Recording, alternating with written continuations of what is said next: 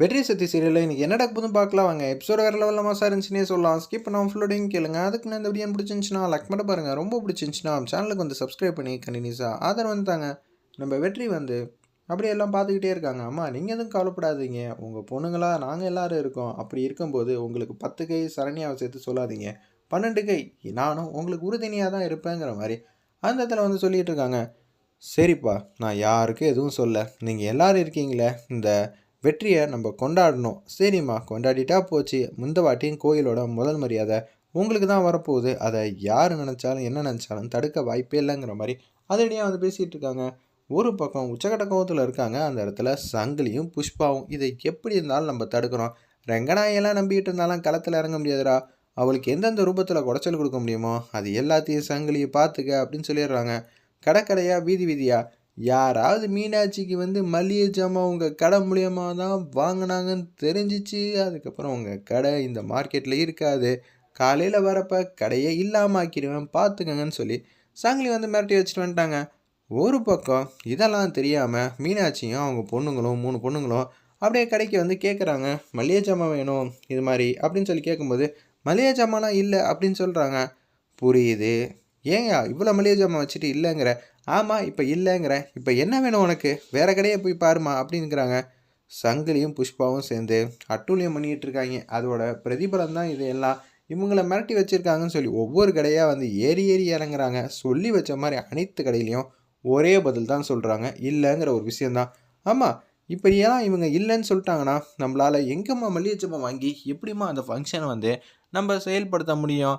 அம்மனுக்கு படையல் பண்ணணுன்னா அரிசி பருப்பு எல்லாம் வேணும். நம்ம வீட்டில் இருந்ததை பயன்படுத்தலான்னு பார்த்தாலும் அது எப்படிம்மா சுத்தபத்தமாக இருக்கும்? இன்னொன்று வீட்லேயும் அரிசி பருப்பும் இல்லையேங்கிற மாதிரி யோசிச்சுட்டு இருக்காங்க. அவ்வளோதானே, இதுக்கு ஒரு ஐடியா இருக்குது, ஆல்டர்னேட். நம்ம வந்து வீடு வீடாக போய் கேட்போம், மடிப்பிச்சை அவங்க வந்து கொடுப்பாங்கள்ல.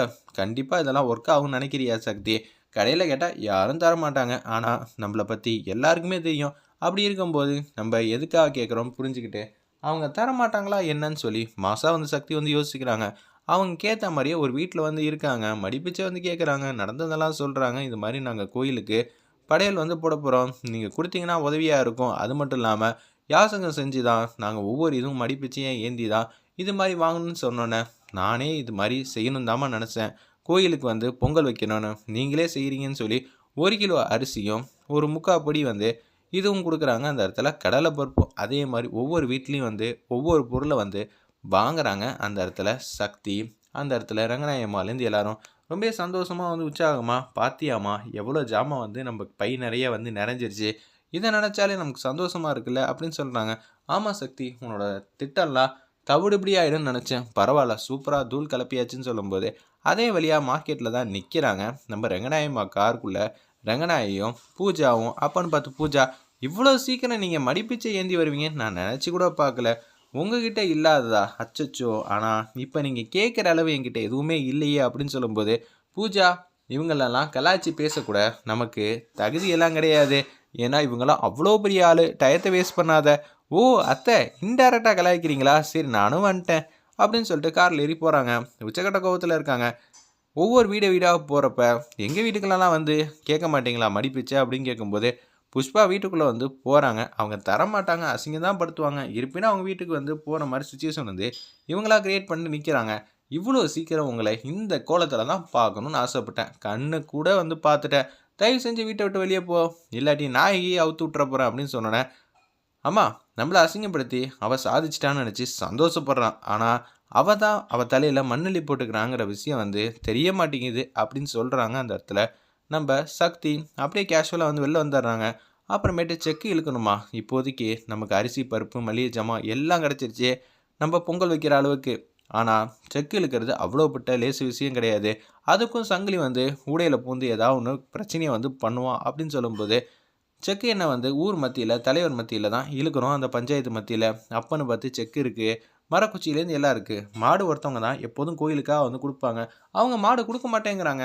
எனக்கெல்லாம் இந்த வாட்டி கொடுக்கணும்னு அவசியம் இல்லை, தேவையும் இல்லை அப்படின்னு சொல்லி ஆணித்தனமாக சொல்கிறாங்க. ஏன்பா நீ எவ்வளோ நல்லவன், நீ ஒரு எறும்புக்கு கூட துரோகம் செய்ய மாட்டியே, நீ அப்படியெல்லாம் பேசுகிற அப்படின்னு சொல்லும்போது சங்கிலி வந்து சிரிக்கிறாங்க. ஆமாம், எறும்பு கூட தான் இந்த மனுஷன் துரோகம் பண்ண மாட்டான், இவனை நாங்கள் எப்படி வழி கொண்டு வந்தோன்னு சின்னதாக யோசிச்சு பார்க்குறாங்க நம்ம சங்கிலி. அந்த மனுஷங்கிட்ட வந்து பேசுகிறாங்க அந்த பெரியவர்கிட்ட. உன்னோட மாடு நாளைக்கு கோயிலில் வந்து செக் என்ன இழுக்கவே கூடாது தம்பி. அதெல்லாம் மிகப்பெரிய பாவம் தம்பி. நீ சொல் பேச்செல்லாம் என்னாலாம் கேட்க முடியாது. நீ எவ்வளோ பெரிய ஆளாக இருந்துக்க. ஆனால் கண்டிப்பாக என் மாடு அங்கே தான் இழுக்கும்.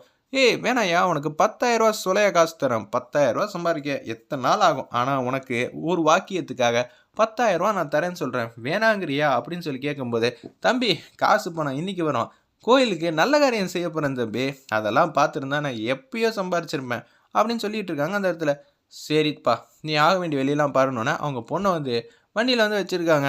உன் பொண்ணு நாளைக்கு உசுரோட வேணும்னா நான் சொல்கிற வாக்கியத்தை சொல்லணுன்னே, அதனால தான் இப்போ அவங்க ஈவரக்கு இல்லாமல் பேசுகிற மாதிரி காட்டுறாங்க. வேறு சுச்சுவேஷனே இல்லைங்கிற ஒரே காரணத்துக்காக தான் 3 பொண்ணுங்க சக்தி, யமுனா, அதுக்கப்புறம் மீனாட்சி அம்மா 3 பேரும் சேர்ந்து வந்து அந்த செக் என்ன இருக்குல்ல நம்மளே இழுத்துடலான்னு சொல்லி சுற்றுன்னு சுற்றுறாங்க.